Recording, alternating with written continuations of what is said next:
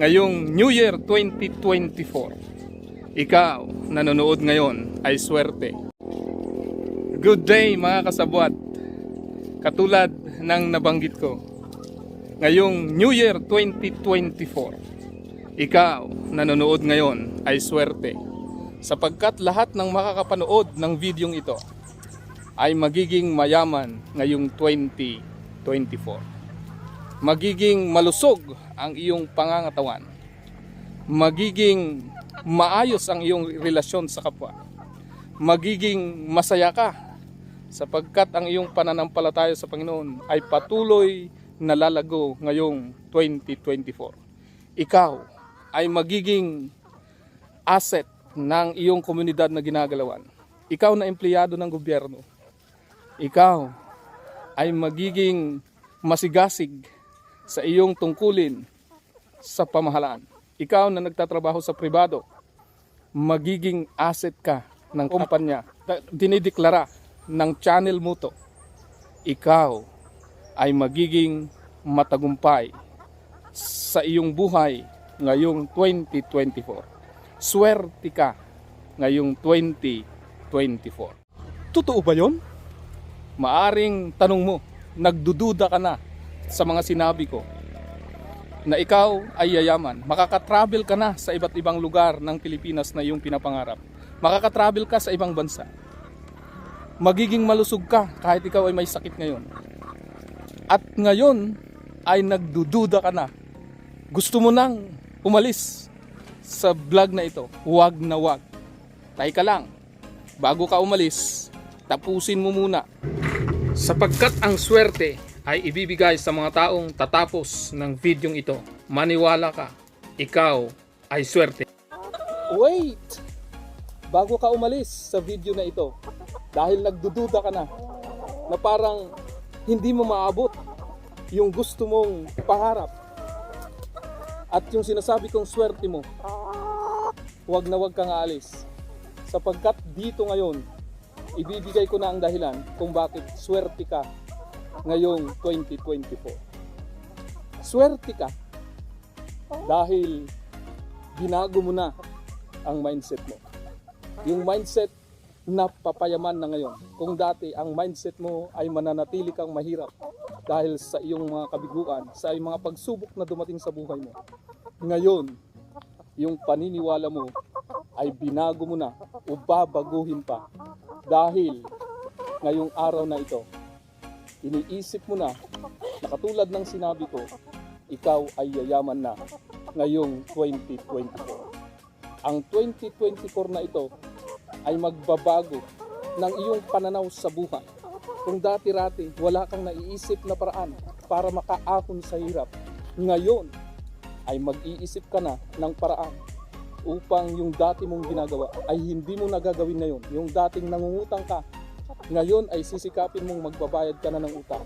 Ngayon ay sisikapin mo nang madagdagan ang iyong kaalaman upang ang iyong buhay ay lalong uunlad na yung 2024. Mag-iisip ka ng mga unique na paraan ng negosyo, ng pagkakakitaan na pwede mong ibenta online, pwede mong ialok sa mga taong may kagustuhan nito.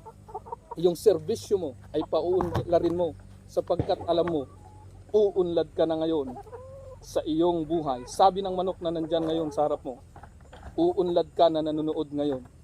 Yayaman ka, hindi ka na magkakasakit sapagkat babaguhin mo yung iyong mga kinakain, ang iyong lifestyle, ang iyong mga iniinom. Swerte ka na ngayon sapagkat yung dati mong bisyo ay aalisin mo na. Yung dati mong ginagawang mali sa iyong relasyon sa iyong asawa, sa iyong girlfriend, ay hindi mo na gagawin ngayon.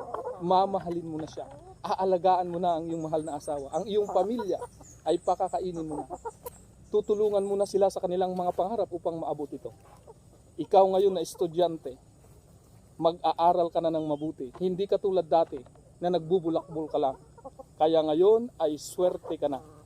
Dinideklara ko ngayon, swerte ka ngayong 2024 sapagkat iyong iisipin ang mga bagay na ikabubuti mo na. Hindi ka tulad dati noong 2023, nagpabaya ka yung resolution mo na ginawa mo ay pansamantala lamang. Ngayong 2024, ang resolution mo ay magiging specific na. Ito ay measurable. At ito ay attainable, realistic, at time-bounded. Magiging smart ka na ngayon. May specific kang ibibigay sa sarili mo. Katulad ng gusto mong makapag-travel sa iba't ibang bahagi ng Pilipinas. At yun ay gagawan mo ng steps o plano para ito ay iyong maabot. Katulad ng manok na iyan na nasa harap mo. Sinasabi niyan, dapat realistic ang iyong plano. At dapat mayroong time-bounded. Mayroong panahon kung kailan mo ito maabot. At pagkatapos nun, lahat ng pangarap mo na sinabi ko ay maaabot mo na ngayong bagong taon. Ang kinakailangan mo'y baguhin muna ang iyong isip. Maging optimistic ka. Ano man ang kinalalagyan mo ngayon. Ikaw man ngayon ay baon sa utang. Ikaw man ngayon ay may sakit. Ikaw man ngayon ay pangit ang iyong relasyon sa iyong kapwa. Ikaw man ngayon ay talagang problemado dahil nadisgrasya. May nadisgrasya ka. Lahat yun ay itutuwid mo ngayong bagong taong 2024. Yayaman ka na ngayong 24. Magiging maayos na ang relasyon mo sa iyong kapwa, sa iyong mahal sa buhay, sa asawa mo, sa pamilya mo, sa mga anak mo, sa magulang mo ngayong 2024. Bakit? Babaguhin mo na kasi ang iyong isip. Ang isip mo ngayon ay magkaroon ng magandang hanap buhay.